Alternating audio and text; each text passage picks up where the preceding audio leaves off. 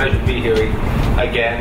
It's no surprise when you listen to Melanie and the passion and the energy that she puts into everything that she does. It's no surprise that the West Midlands is really one of the most dynamic and vibrant parts of the social enterprise world in the UK. So it's great for us to be here in Wolverhampton just under a year ago, I think, when Nick Hearn and I talked about the idea of big society capital and what we hope to do.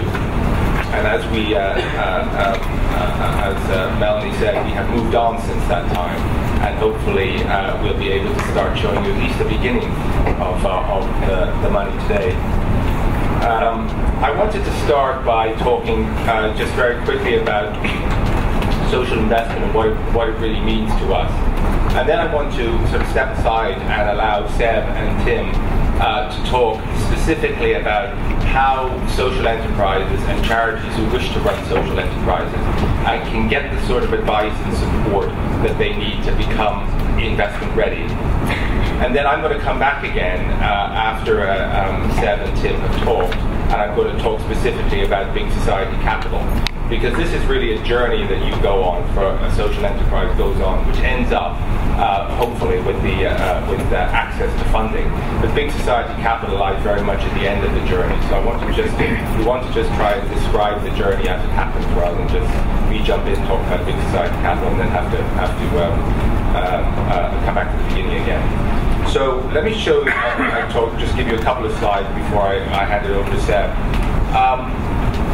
The idea of social investment is not a new idea. In fact, some would argue that it's been around, the idea of lending money to charities and social enterprises has been around for hundreds of years. But what has happened certainly over the last 10 or 20 years is that the idea of social investment has been confined really to one thing, and that is to providing secured lending to charities and social enterprises. And that secured lending is provided through specialist lenders, and many of them here are Charity Bank, Unity Trust, and so on. And it's also provided through mainstream banks. In fact, there's about £3 to £4 billion of lending by the mainstream high street banks into charities and social enterprises. So the idea of social investment is not new. What is changing is that as we went around and as government went around the country and talked to people about what was required, obviously funding is required, but it's not just any sort of funding.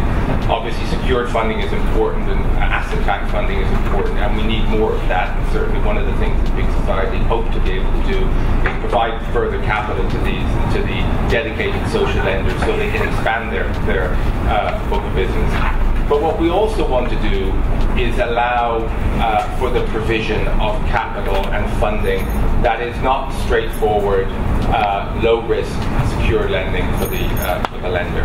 And what that means is substantially more unsecured funding, so funding that's backed effectively by an organization's future cash flow, funding that's longer term, funding that's more patient, and I think funding also from organizations that recognize the peculiar challenges or the specific challenges in social enterprises and that charities face, and are willing to make compromises in terms of payment holidays and so on, the sort of things that traditional lenders and traditional banks would be much less likely to do. So when you look at this chart, what it shows is a lending market in 2011, this is again just the part provided by the dedicated social lenders, of around £150 million. What we hope to achieve, and what we've recently commissioned some research from BCG, which some of you will have seen, which suggests that the market for social investment will grow from that £150 million to more like £750 million over the next 4 years or so, and that the vast majority of that growth comes not in the traditional safe lending, but in the longer term, patient and more risk-oriented capital. So, what do you do if you're a social organization, whether you're a charity or an existing social enterprise? How do you begin to think about accessing some of this funding? Now, if you're a social enterprise, you already have a revenue model. By definition, you're a trading business. If you're a charity, you may just have relied completely on grant income or donations, but you wish to try to develop some form of revenue stream.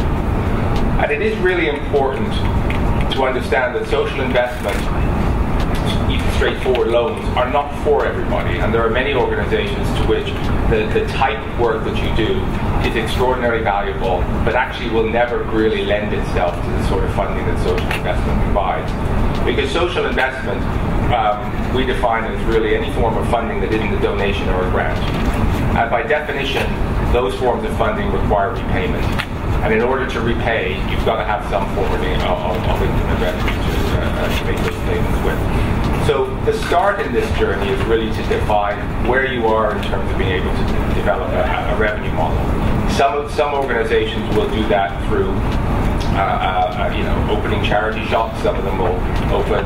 We've seen charities open auto repair shops. We see a whole group of terrific social enterprises in the back of the room. We're going to be feeding at the break and lunch, all providing effectively goods and services.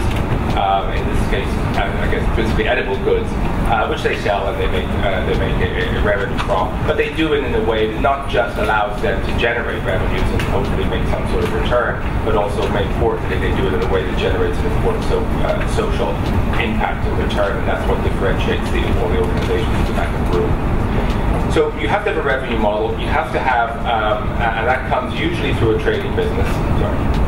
But it can also come through just willing commissioners. You may have a service that you think is valuable, that a commissioner is willing to support, but may not be willing to support in anything other than a payments by results basis, in which case you'll need funding for working capital to provide the service. And in many cases, there may also be risk associated with taking on the project, in the sense that you may not get paid if the metrics that typically the government are hoping to meet are not met.